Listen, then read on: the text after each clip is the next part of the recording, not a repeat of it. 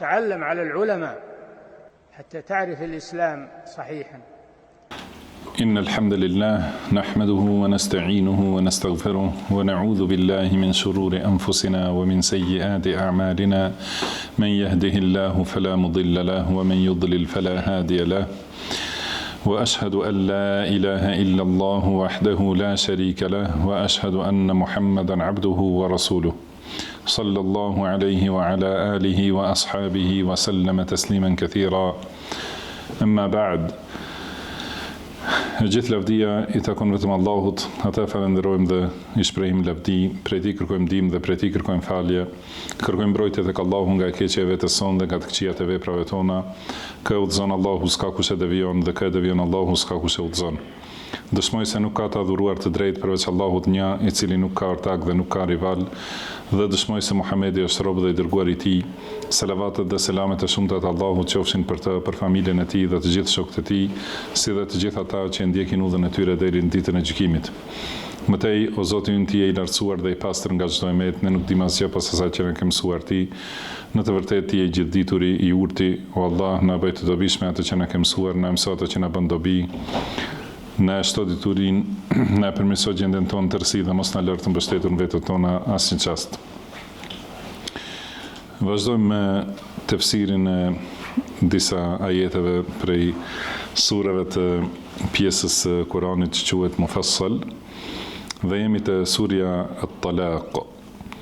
Kjo sure, domethënë është quajtur me këtë emër për shkak se në të përfshihen rregullat, disa rregulla, domethënë dhe disa urdhra në lidhje me talakun, do të thotë në lidhje me divorcin.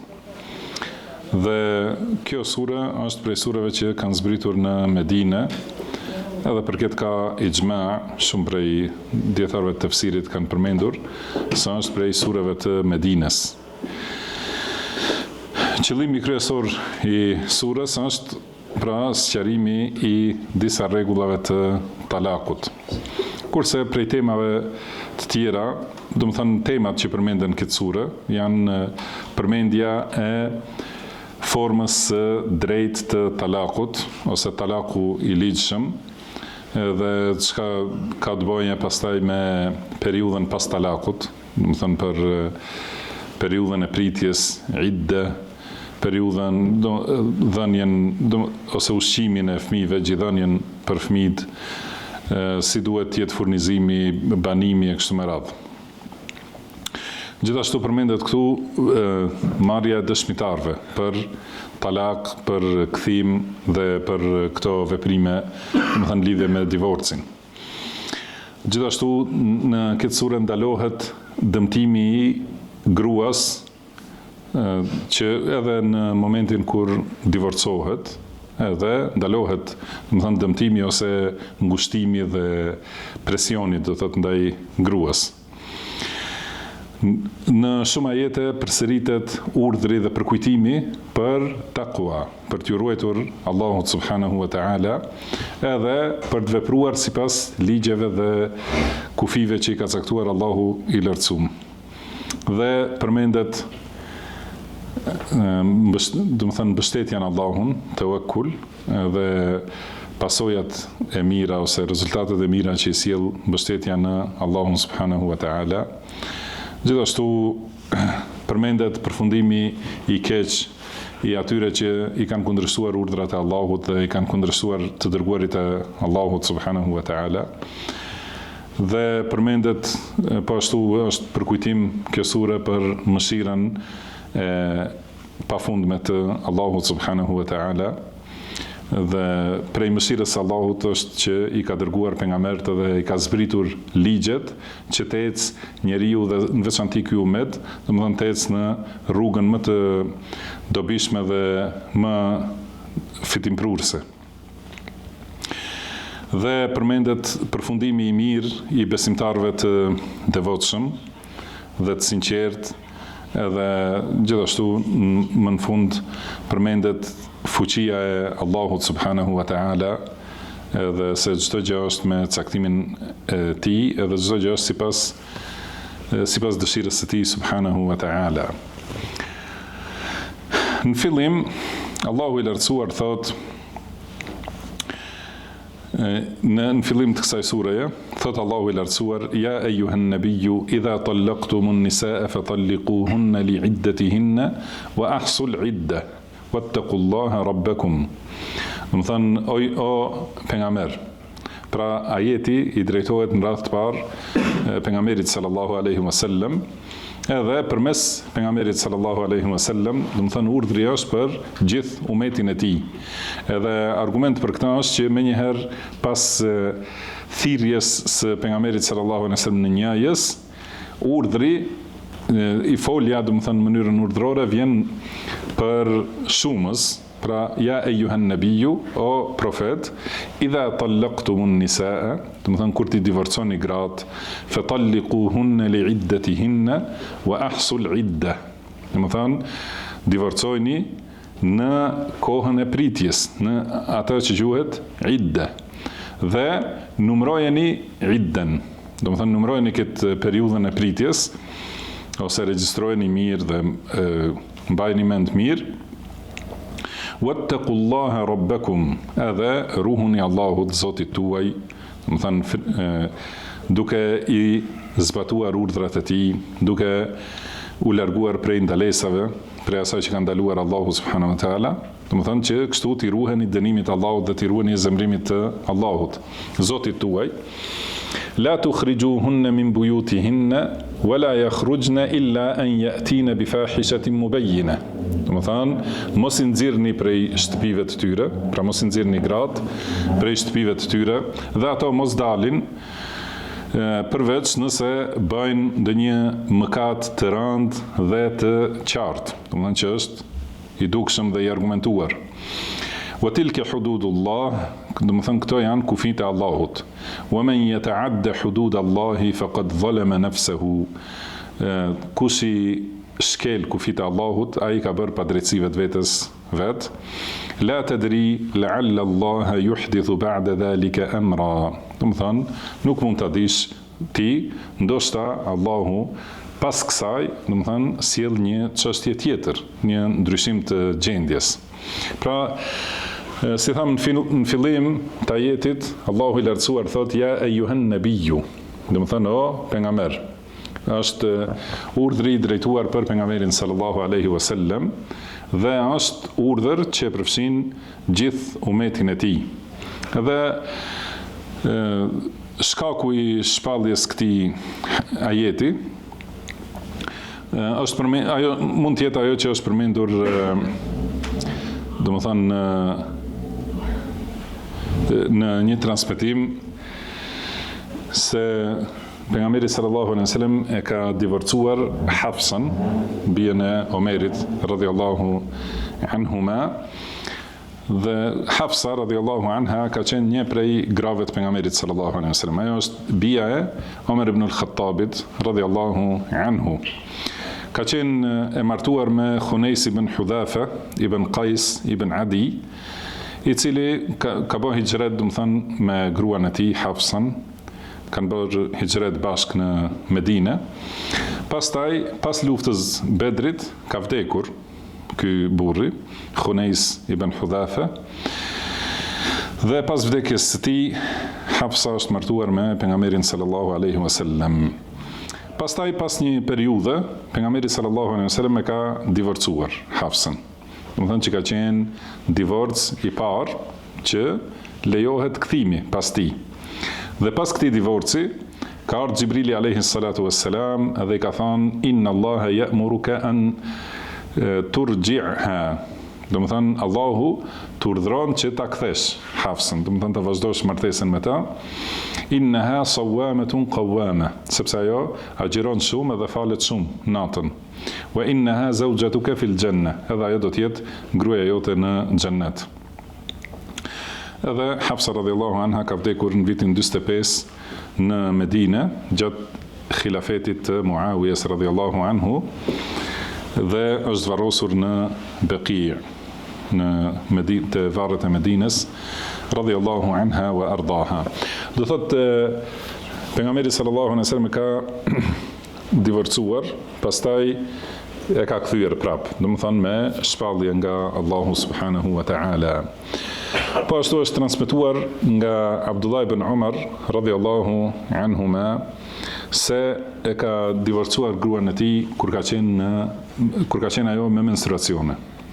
Edhe atëherë këtë Omeri radhiyallahu anhu ja ka përmendur pejgamberit sallallahu alaihi wasallam, edhe thot fataghayyadha fihi Rasulullahi sallallahu alaihi wasallam. Edhe për këtë është zemruar shumë pejgamberi sallallahu alaihi wasallam, domethënë kur e ka dëgjuar këtë mënyrë të divorcit, pastaj ka thonë li yuraji'ha, domethënë le ta kthej, pra le ta anuloj divorcin.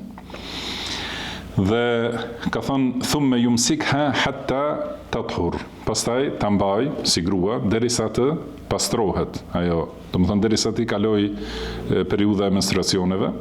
Thumme tahida fatathur, pastaj prap domethënë të kaloj periudha e pastërtisë dhe të ketë menstruacion tjetër, pastaj të pastrohet. Domethënë duhet patjetër në këtë periudhë ta mbaj. فإن بدا له أن يطلقها فليطلقها طاهرا قبل أن يمسها. Nëse pas kësaj e ka mendimin dhe bindjen që ta divorcoj, atëherë le ta divorcoj pasi të jetë e pastër, pas një menstruacioni në cilën nuk ka pasur, domethënë nuk e ka prekur, pra pasi nuk ka pasur marrëdhënie në atë periudhë. Dhe ka thënë fetilke l'idda, kjo është idda, domethënë kjo është periudha e pritjes, kema amara Allahu azza wa jall, siç ka urdhëruar Allahu i lartësuar. Do thotë Allahu subhanahu wa taala na ka urdhëruar në këtë ajet, idha talaqtumun nisaa fatalliquhunna li'iddatihinna. Domethënë kur ti divorconi gratë, atëherë nëse i divorconi gratë, domethënë divorcojeni në kohën e pritjes. Cila është pra kjo, është sqaruar në këtë hadith, që koha e pritjes duhet ose që ta sqarojmë më qartë, pra gruaja ka një cikël prej një muaji, 29 ditë ose 30 ditë që zgjat. Njëherë ka kohë të papastërtisë ose koha e menstruacioneve dhe koha e pastërtisë. Edhe zakonisht kjo koha e pastërtisë quhet me emrin cikël. Do të thënë ka menstruacione dhe ka cikël. Do të thotë në kohën e ciklit, në kohën e pastërtisë, që mund të zgjas prej 21 ditë deri te 25 ose do të thënë më shumë, varet se menstruacionet mund të jenë 3 ditë zakonisht ose deri në 7 ditë ose deri në 15 ditë ka disa prej grave. Pra në kohën e pastërtisë që quhet koha e ciklit, në atë cikël ose në atë pastërti, në të cilën nuk ka pas marrëdhënie burri me gruan, atëherë në atë periudhë lejohet divorci nëse burri është i vendosur për divorc. Domethënë, këto rregulla të gjitha janë për ta ruajtur gruan, domethënë nga padrejtësia dhe nga presioni. Prandaj burri e ka haram ta divorcoj gruan përveç se me këto kushte. Domethënë kur vendos burri që ta divorcoj gruan, atëherë duhet patjetër të jetë në këtë gjendje gruaja. Domethënë se nuk i lejohet burrit në momentin e nervozës ta divorcoj. As nuk i lejohet që këtë divorcin ta përdorë si kërcënim, domethënë për gruan. Kjo do të thonë që nëse burri sheh që nuk mund të vazhdoj të jetoj me një grua edhe përpiqet, si është treguar në ajete të tjera, se si duhet të jetë edukimi edhe përpjekja për përmirësim të raporteve bashkëshortore, dhe nëse nuk ka sukses asnjëna prej këtyre, do të thonë prapë se prapë nuk mund të marrë vendim burri në një moment. Do të thënë kur i kujtohet ose kur hip niveli nervozës, edhe në atë moment ta marrë vendimin, duhet me do e mos të presë më e pakta që mund të jetë është të kaloj koha e menstruacionit. Edhe në atë kohë nuk lejohet ta përmendet divorcin. Pastaj, pasi të pastrohet, atëherë në atë periudhë Nëse nuk ka pasur marrëdhënie pas pastrimit, atëherë lejohet tjetë divorci dhe kjo është koha e iddes, ose koha e pritjes apo numrimit të kohës. Dhe pas divorcit, atëherë gruaja duhet të presë edhe 3 ciklet tjera. Do më thënë 3 pastërti që të vërtetohet pastërtia e mitrës së saj, do më thënë që nuk është shtatzan, atëherë pas kësaj mund të martohet. Prandaj, do më thënë kjo është ajo që quhet, do më thënë kjo është ajo që është përmendur në ajet, wa ahsul idde. Do më thënë edhe numrojeni idden. Do më thënë dihet nga momenti i divorcit tjetë sigurt që kanë kaluar 3 ciklet të tjera, ose 3 pastërtit tjera, që të dihet se, do më thënë, kur të vije pastërtia e 4, atëherë, gruaja ka drejt martohet me një burr tjetër.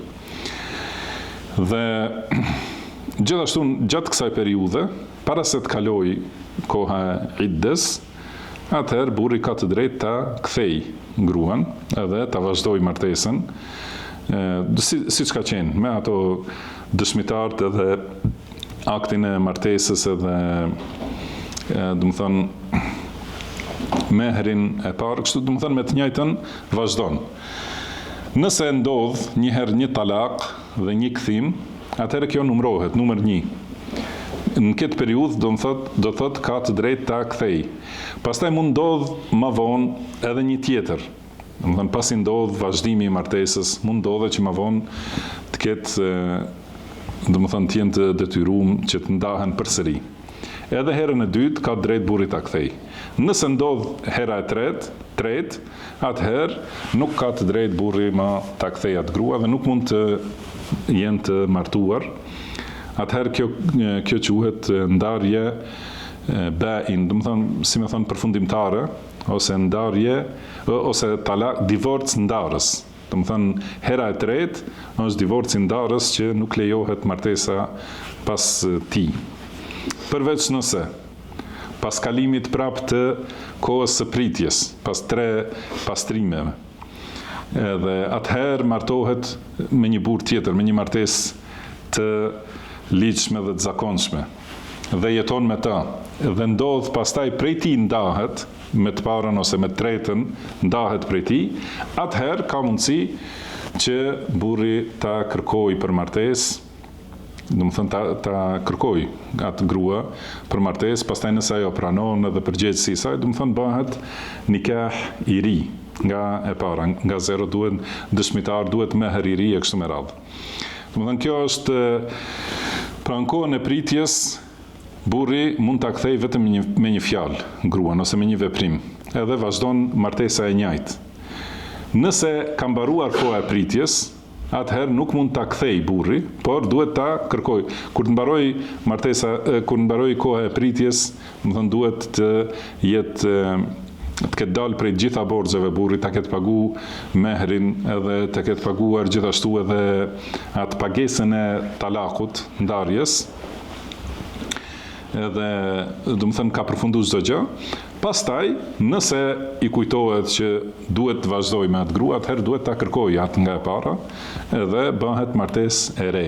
Ky njëri rast, dhe rasti tjetër nëse ka ndodhur 3 herë, atëherë gjithashtu s'mund ta kthej më as brenda asaj kohës pritjes, nuk mund ta kthej, duhet patjetër ta kalojë atë kohën e pritjes, të martohet përsëri, edhe nëse ndodh që ndahet prej tij, atëherë mund ta kërkoj burri i parë përsëri për martesë.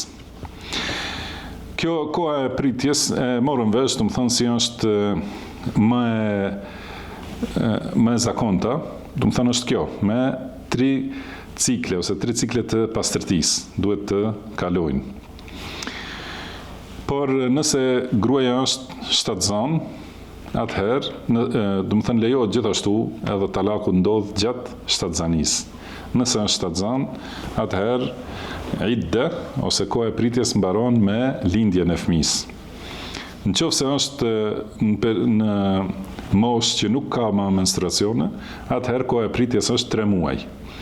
këto kur ndodh talaku, edhe një tjetër lloj të kohës së pritjes ka, që s'ka të bëjë me talakun, domethënë me këto rregulla që përmenden këtu, por me që përmendet idde, domethënë koha e pritjes, atëherë gjithashtu duhet ta dimë edhe lloji i katërt i këtyre pritjeve është gruaja të cilës i vdes burri, dhe kjo kohë e pritjes është 4 muaj e 10 ditë.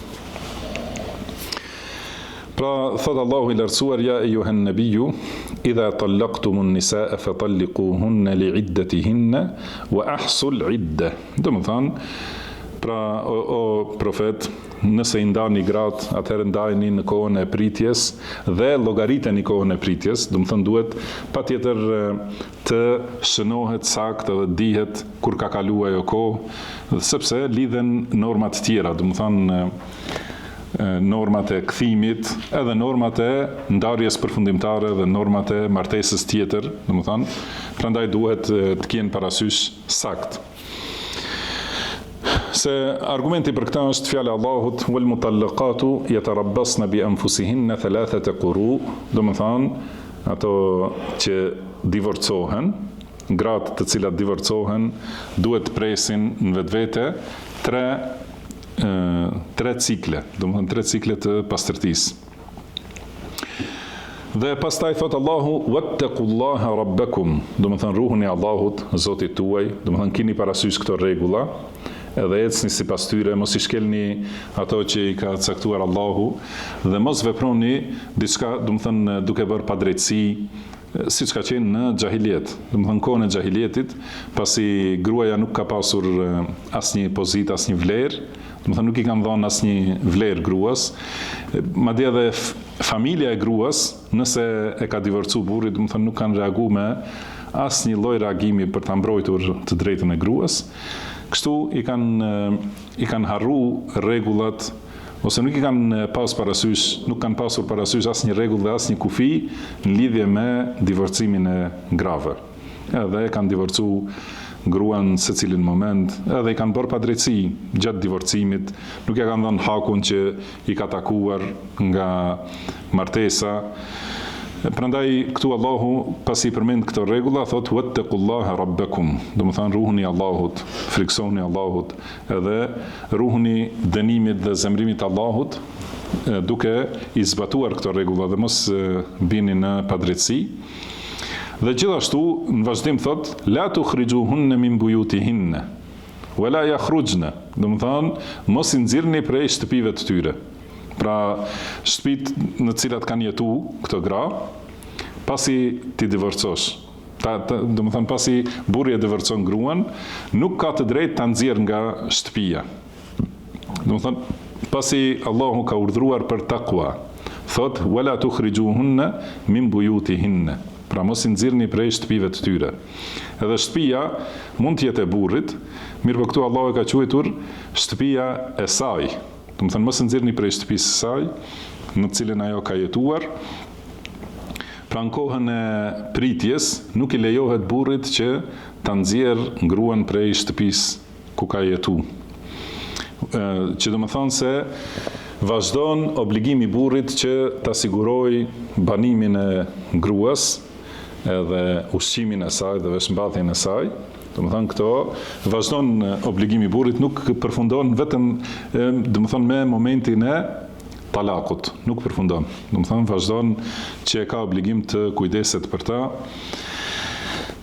Dhe gjithashtu thot wala yakhrujna, edhe ato nuk kanë të drejtë të dalin.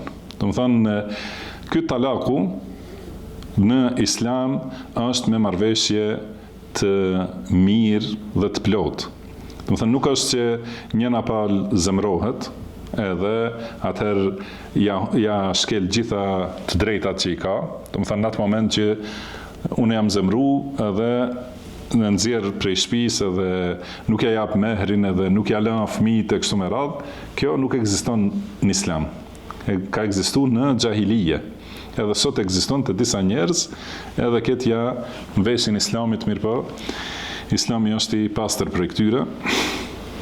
Dhe gjithashtu nga ana tjetër edhe gruaja është zemru, edhe burri e ka divorcuar, edhe menjëherë del prej shtëpisë edhe nuk do, domethënë, të ketë asnjë kontakt, asnjë lajm për ta, ose ajo i merr fëmijët, ose nuk i intereson për fëmijët, për shembull, ose edhe nëse nuk kanë fëmijë, domethënë në atë moment humbin të gjitha lidhjet shoqërore mes këtyre dy njerëzve ose këtyre dy familjeve. Jo, kjo nuk lejohet në Islam, por duhet të vazhdoj, gruaja duhet të jetojë në atë shtëpi, edhe pse është e divorcuar.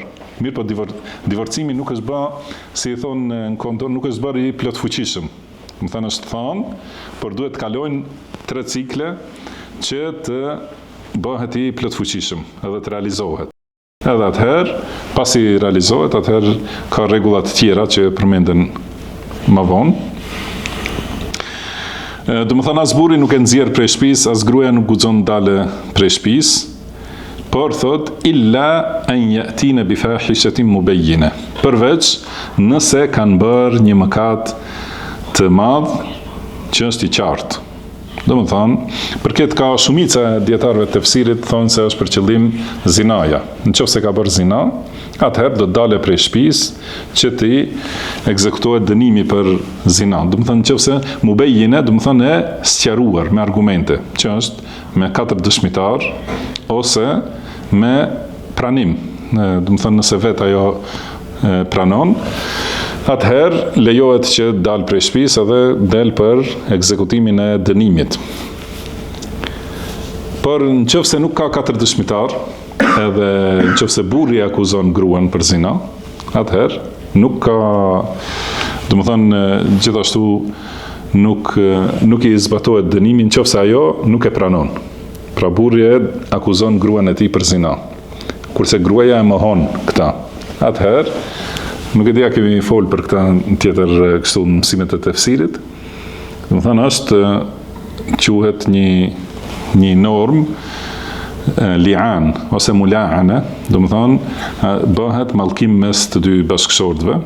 Domethënë burri betohet 4 herë se e ka parë duke bërë zina, dhe herën e 5 thot që zemrimi i Allahut ose mallkimi i Allahut qoftë mbi mua, nëse jam duke gënyer. Kurse gruaja domethënë nëse gruaja e pranon, atëherë i zbatohet dënimi. Nëse e mohon ose nëse do të ruhet prej dënimit, mund betohet 4 herë në Allahun se burri është duke gënyer, se kjo nuk është e vërtetë, domethënë. Edhe herën e 5 thot zemrimi i Allahut qoftë mbi mua nëse e ka thënë të vërtetën, domethënë nëse është kjo e vërtetë. Atëherë kjo është ndarje e përhershme. Domethënë pas kësaj nuk ka më bashkim asnjëherë, as nëse ajo martohet më vonë kështu me radhë, nuk bashkohen asnjëherë, dhe nëse në këtë rast gruaja është shtatzan, atëherë fëmia nuk i atribuohet atij burri, por llogaritet, domethënë si fëmijë që ka babën të panjohur. Kjo shumica tham për këtë pjesë të ajetit illa an yatina bi fahishatin mubayyina. Domethënë përveç nëse ato kanë bërë ndonjë mëkat të qartë. Domethënë që është i argumentuar. Shumica janë thonë për zina, mirë po gjithashtu shumë të tjerë thonë se vlen edhe për mëkate të tjera.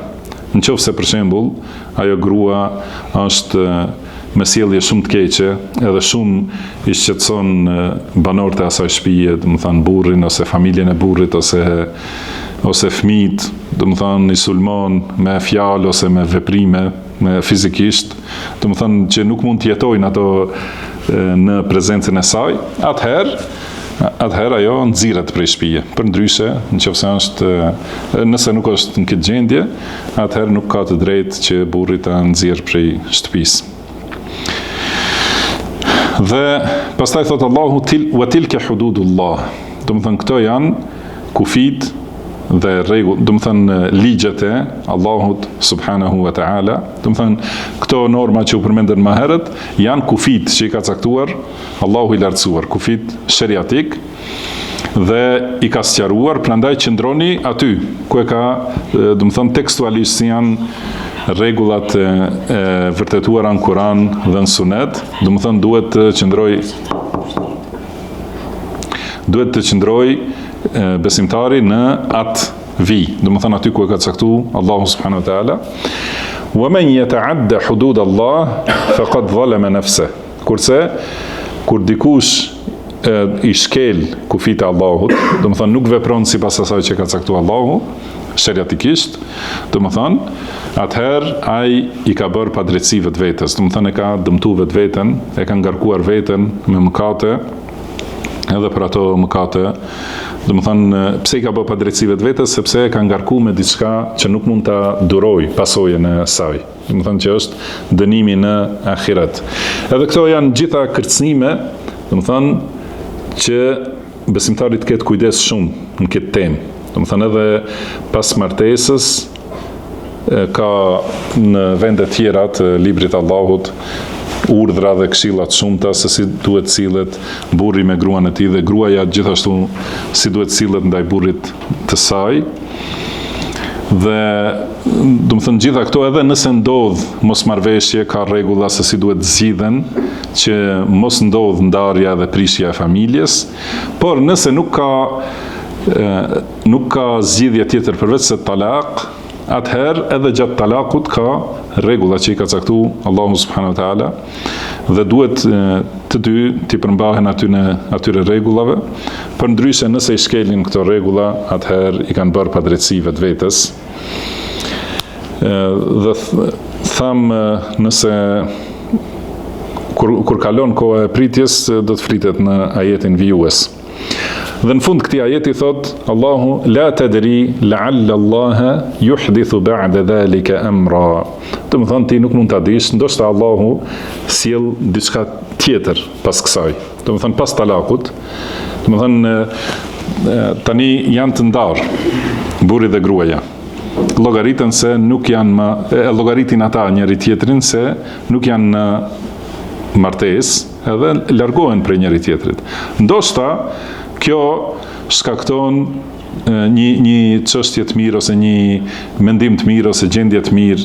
Ndoshta pasi të largohen nga njëri tjetri, e kuptojnë, si thuhet, domethënë zakonisht njeriu nuk ja di kimetin dikujt derisa ta humbë. Ndoshta kur e sheh humbjen e bashkëshortit ose bashkëshortes, e sheh se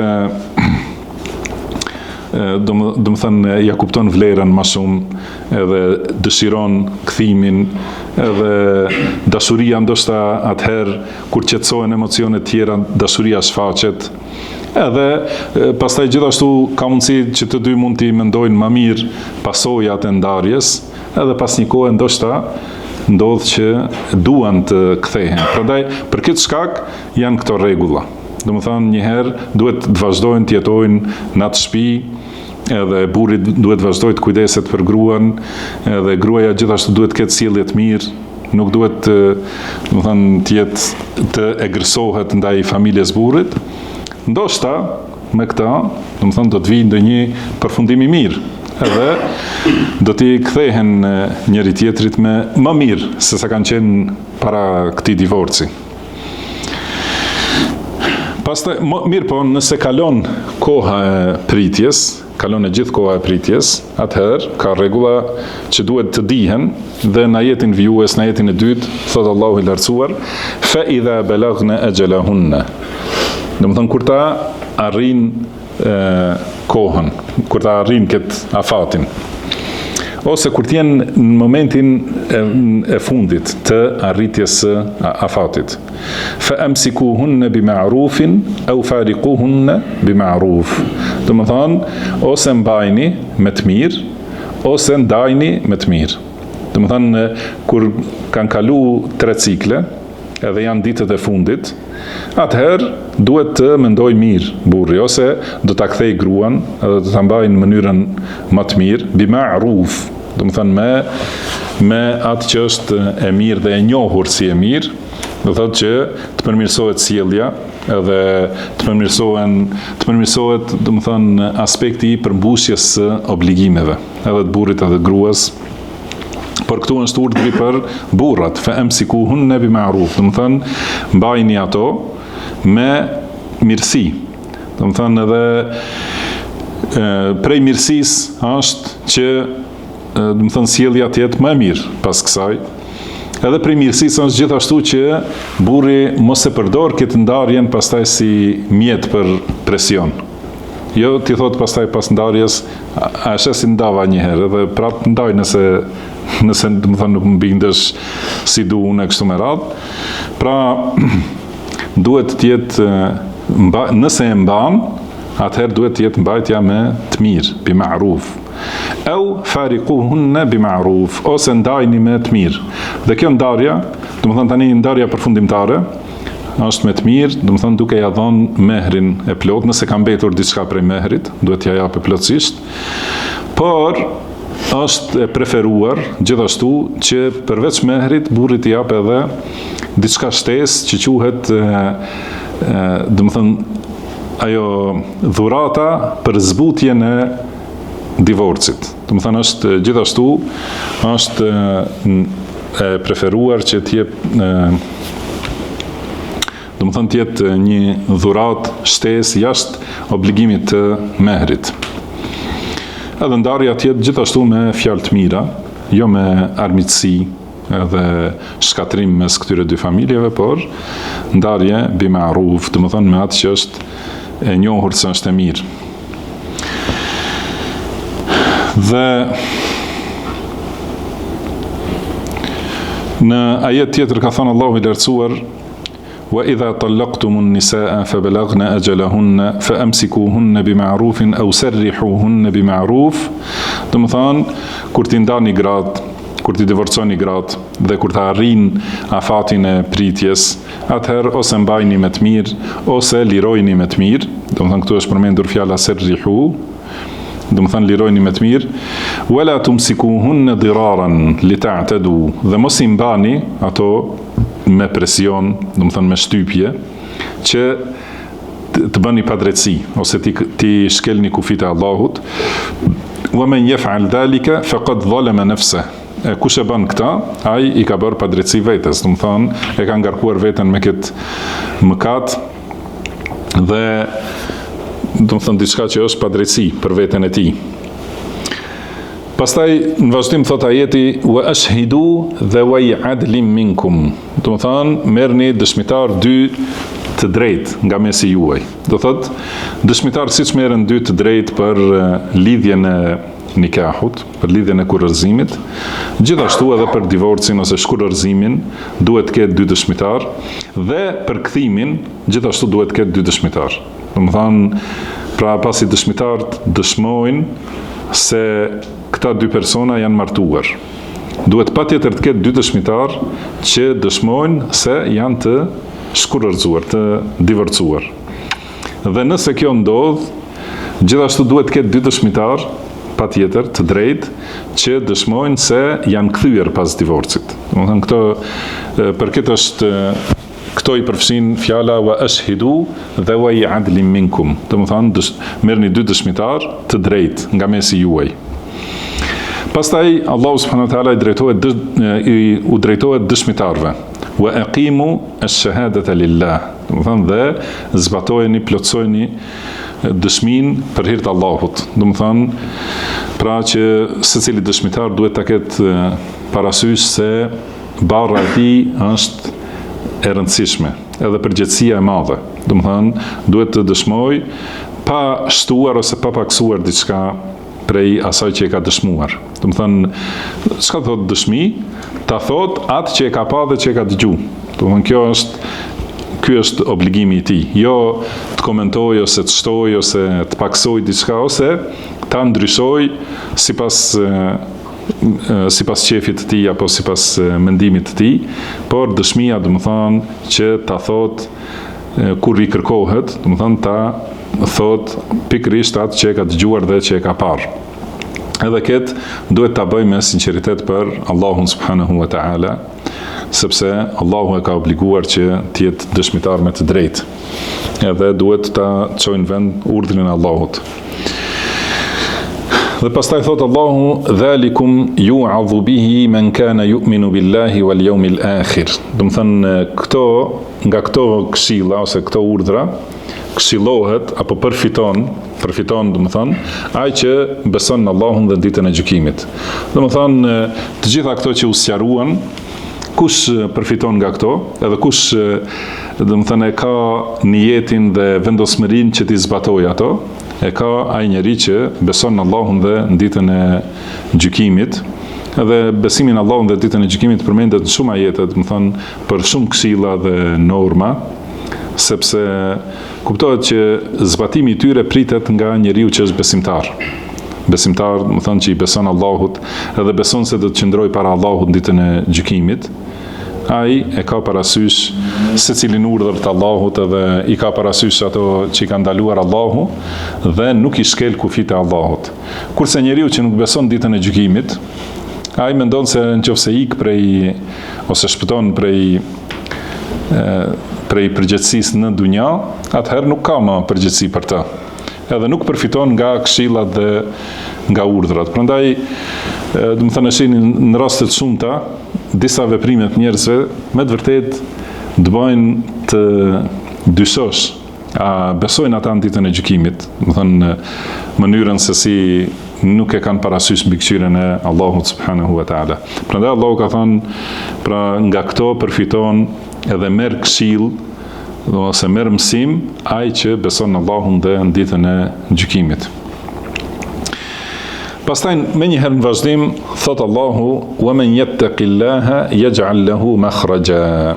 Domethënë fund të këtij ajeti, domethënë ai që i ruhet Allahut, Allahu do t'i jap atij rrugdalje. Pra në momentin e divorcit, shumë njeriu, domethënë edhe burri edhe gruaja, shumë mendon se si do të jetë, do thot pas kësaj vështirësitë edhe problemet edhe ngushtimet, domethënë në jetesë, do thot mendon shumë. Prandaj në atë moment ka mundësi që njeriu bën mëkate. Domethënë bën ose duke gënjy, ose duke bërë padrejtësi, ose duke nëse ka fuqi, domethënë dhe arrogancë, domethënë duke ja shkel të drejtën tjetrit në momentin e ndarjes, sepse në atë moment vijnë dyshimet për ardhmërinë. Edhe mendon, domethënë si do të jetoj, ose si do ta kem furnizimin, ose si do t'i ruaj fëmijët. Edhe burri edhe gruaja, domethënë mund t'i mendojnë këto. Prandaj në atë moment mund ndodhin padrejtësi dhe shkelje të kufive të Allahut, domethënë mëkate të rënda. Mirpo thot Allahu: "Wa man yattaqillah", domethënë kush i ruhet Allahut, e ka parasysh mbikëqyrjen e Allahut, edhe ec vetëm sipas urdhrave të Allahut dhe largohet nga ajo që ka ndaluar Allahu. Pra ky është definicioni i ruajtjes. Atëherë nëse ecë në këtë mënyrë, yaj'al lahu makhraja, atëherë Allahu do t'i bëjë rrugdalje nga të gjitha problemet që i mendon ose që i ka realisht. Nuk do të thonë vetëm dyshime, do të thonë mund të ketë me të vërtet probleme dhe vështirësi që vijnë nga momenti i shkurorzimit ose divorcit. Mirpo nëse njeriu ecë sipas ligjit të Allahut, do të thonë Allahu do t'i bëjë rrugdalje. Dhe në ajetin vijues, sikur vazhdon e njëjta fjali, wa yarzuqhu min haythu la yahtasib. Edhe Allahu do ta furnizoj nga se ka menduar ai njeri. Do të thonë shumë thot momentin e ndarjes edhe shumë mendojnë për furnizimin dhe për pasurinë. Prandaj, nëse nuk merr asgjë që nuk i takon, do të thonë nuk e merr padrejtisht asnjë grimc prej pasurisë tjetrit, por i ruhet Allahut, e ka parasysh mbikëqyrjen e Allahut, Allahu do t'i bëjë rrugdalje dhe do ta furnizoj nga nuk e ka mendu ai njeri.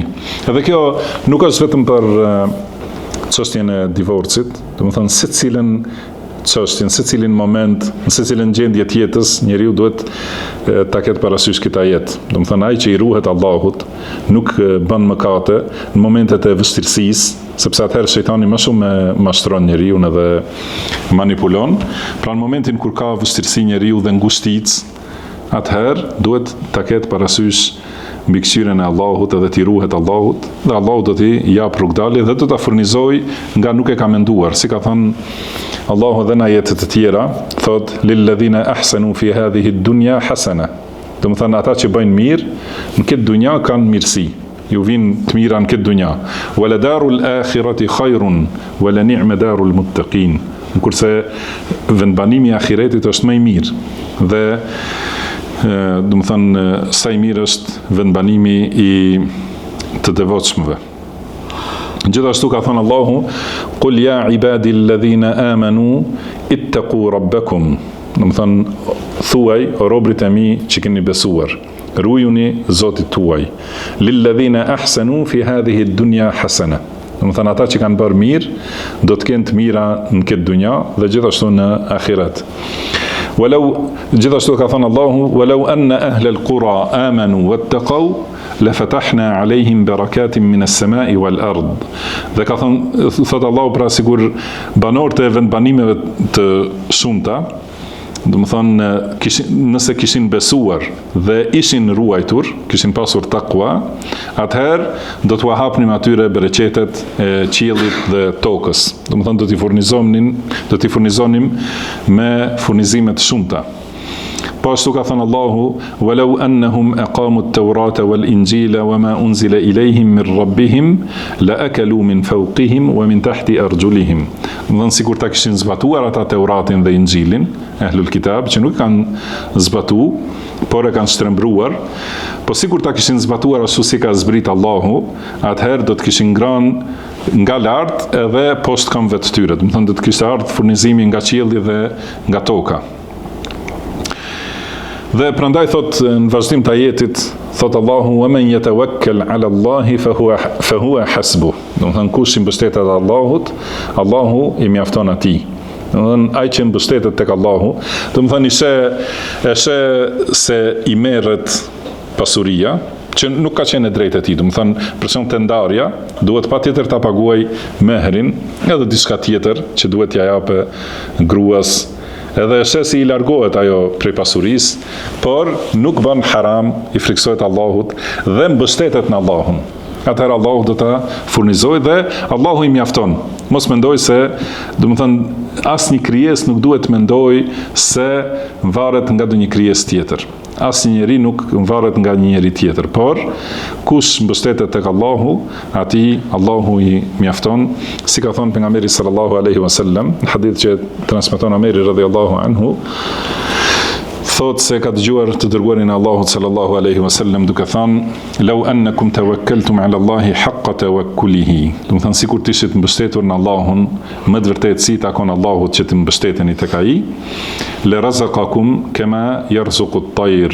Do të thënë do t'ju kishte furnizuar siç i furnizon shpezët, taghdu khimasan wa taruhu bitanatan. Ato wa taruhu bitanan.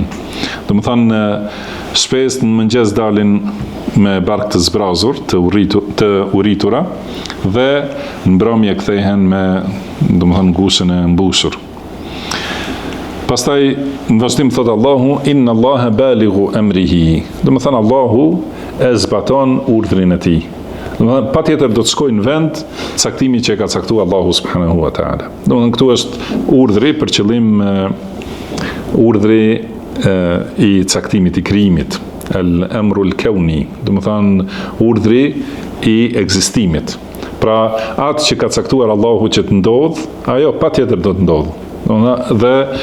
Dhe urdhri ose dëshira e Allahut patjetër do të shkojnë në vend. Si ka thënë Allahu: "Fa'alun lima yurid." Do të thënë Allahu është që e vepron domosdoshëm atë që do.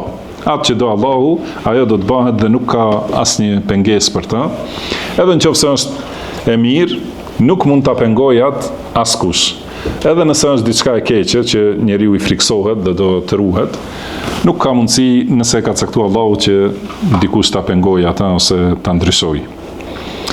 Dhe në fund thot: "Qad ja'ala Allahu li kulli shay'in qadra." Do të thënë Allahu ka bërë caktim edhe sasi të caktuar për çdo gjë. Do të thënë çdo gjë Allahu e ka caktuar në mënyrë të përsosur. Kështu që do të thënë çdo gjë që i vjen njeriut ka një të mirë në të. Edhe ky përfundim i ajetit është mësim shumë i madh për t'i kuptuar ato që ishin më përpara. Do të thënë, si ka thënë në ajetin e parë, la'alla Allah yuhdithu ba'da dhalika amra, do të thënë, ndoshta, pra la tadri, ti nuk e di, ndoshta Allahu do të sjellë ndonjë mirësi prej saj. Edhe nëse i friksohet Allahut njeriu, do të thënë Allahu i mjafton atij, dhe kush i friksohet Allahut, Allahu do t'i jap rrugdalje dhe do ta furnizojë nga nuk e ka menduar. Gjitha këto duhet t'i ketë parasysh njeriu se qad ja'ala Allahu li kulli shay'in qadra. Do të thënë Allahu për secilën çështje ka vënë sasi të caktuar, ka kohë të caktuar. Patjetër se caktimi i Allahut do të zbatohet. Mirë po jo kur dëshiron njeriu. Do të thënë mos mendoj njeriu se sot për shembull të ndarja ose të shitblerja, do të thënë pret që sot të jetë me drejtësi dhe me sinqeritet e kryen shitblerjen. Edhe i ka parasysh premtimet e Zotit se i shtohet më shumë pasuria, edhe në fund ditës e shes që ata që kanë mashtru kanë fitu më shumë se ai që ka qenë i drejtë. Do të thënë mos mendoj njeriu se më një herë duhet të vi patjetër. Edhe në momentin që ti ruhesh prej një harami, patjetër më një herë të vi shpërblimi për ta. Do të thënë secilës gjë Allahu i ka caktuar sasi të matur, edhe kohë të caktuar. Do të thënë çdo gjë vjen kohën e vet, edhe vjen me sasinë e vet, jo si dëshiron njeriu, por me diturinë e përsosur të Allahut subhanahu wa taala dhe me urtësinë e përsosur të Allahut të lartësuar. Gjithashtu ka thënë Allahu wa kullu shay'in indahu bi miqdar. Do të thënë çdo gjë tek Allahu është me sasi të caktuar ose me afat të caktuar gjithashtu. Dhe ka thënë Allahu wa in min shay'in illa indahu khaza'inu.